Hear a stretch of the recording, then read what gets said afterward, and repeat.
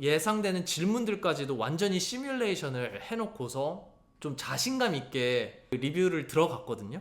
근데 그날 갑자기 면접관이 늦어지면서 오늘은 좀 시간이 늦어졌으니까 20분 안에 발표를 끝내달라고 얘기를 하더라고요. 그래서 그때부터 머릿속이 진짜 완전 하얘지고 어디 부분을 굉장히 줄여야 될지도 모르겠고, 그래서 발표하면서도 막 말도 되게 절고. 안녕하세요, 반갑습니다. 오늘은 포트폴리오 리뷰에 대해서 한번 짧게 얘기해 보려고 해요. 포트폴리오 리뷰가 보통 한 1시간 정도 진행되잖아요. 아니면 뭐 45분 정도?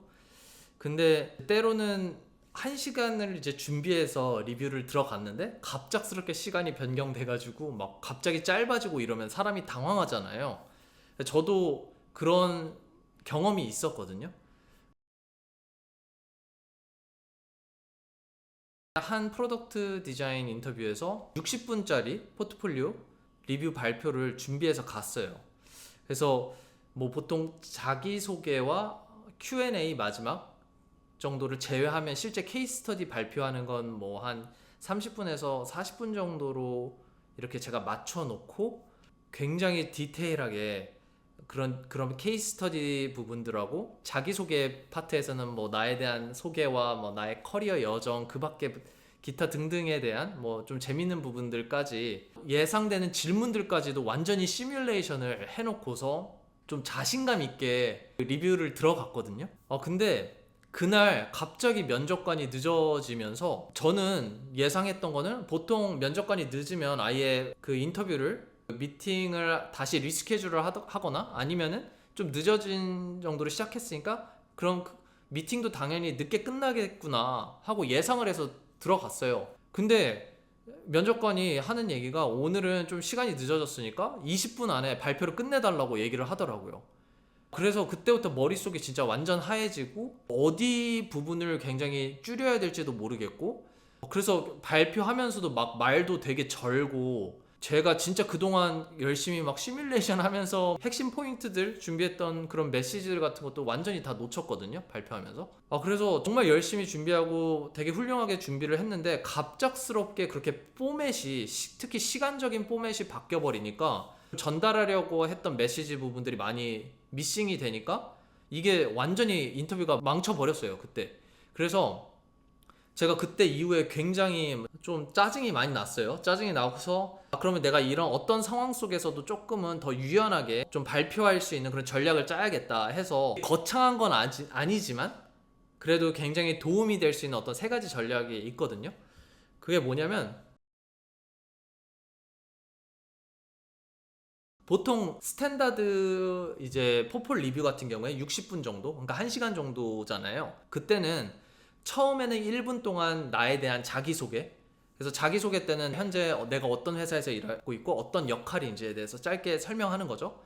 그리고 그 다음에 한 5분 정도 동안 이제 인터뷰를 나를 보는 이제 뭐 하이어링 매니저나 그 밖에 다른 팀원들이 거기 있으면 그 팀들에 대한 그 사람들에 대한 이제 소개가 뭐 이루어지고, 그 다음에 또 3분 정도는 보통 이런 거 같은 경우에는 오류가 많아서 조금 한번 기다려 볼게요. 네, 드디어 저 이머전시 알람이 이제 꺼졌네요. 그래서 한번 계속 진행해 볼게요. 또 나머지 한 3분, 4분은 나의 이야기, 나의 커리어 여정, 지난 회사 뭐 커리어 경험들, 경력들 이런 걸 얘기하고, 그 밖에 뭐 나의 취미나 뭐 나의 어떤 펀 팩트들에 대해서 한 3분, 5분 좀 퍼스널한 것들을 나누는 시간이거든요.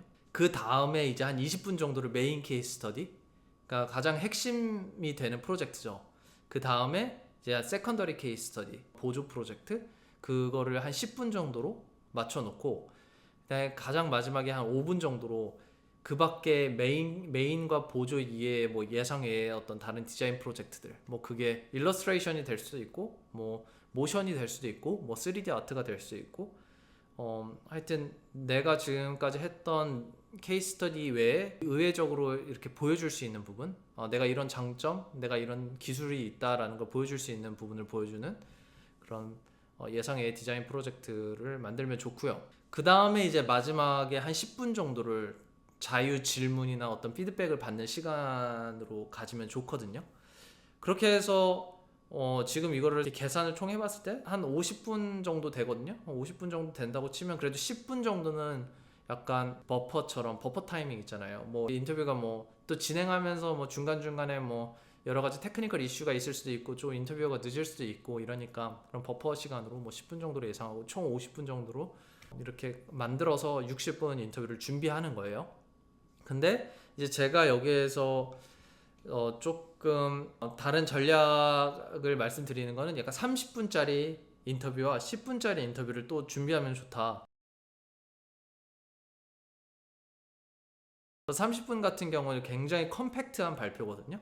그래서 그 컴팩트 발표 때는 예를 들어서 2분 정도를 자기소개와 나의 스토리 하나로 합친 다음에 뭐 짧게 나의 현재 역할, 회사에서의 현재 역할과 뭐 커리어 여정 정도만 발표한다라고 보시면 되고, 빠르게 1분 정도 인터뷰 보는 팀 소개를 하고, 그 다음에 10분 정도, 아까는 맨 처음에 스탠다드는 약간 20분 정도였잖아요. 근데 그걸 반으로 줄여서 한 10분 정도를 메인 케이스 스터디 소개하는 시간을 갖고, 그 다음에 5분 정도를 세컨더리 케이스 스터디 보조 프로젝트를 소개하는 시간을 갖고, 2분을 예상외의 그 디자인 프로젝트 그런 것들을 짧게 소개하는 시간을 갖고요.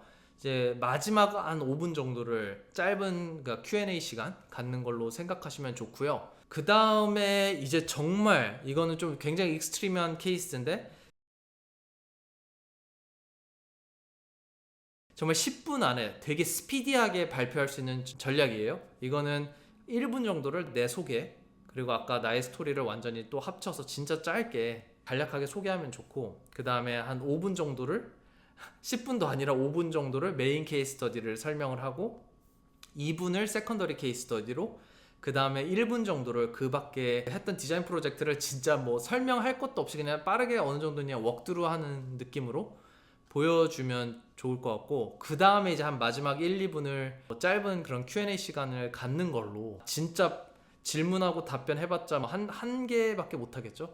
뭐 그 정도로 한번 이렇게 좀 줄여보면 좋지 않나 라고 저는 생각해요. 그래서 이게 저 같은 경우에는 뭐 복잡한 것도 아니고 베리에이션을 이렇게 한 2개 정도 컴팩트하고 좀 스피디한 버전으로 이렇게 가지면 좋다라는 걸 오늘 말씀드리고 싶었어요.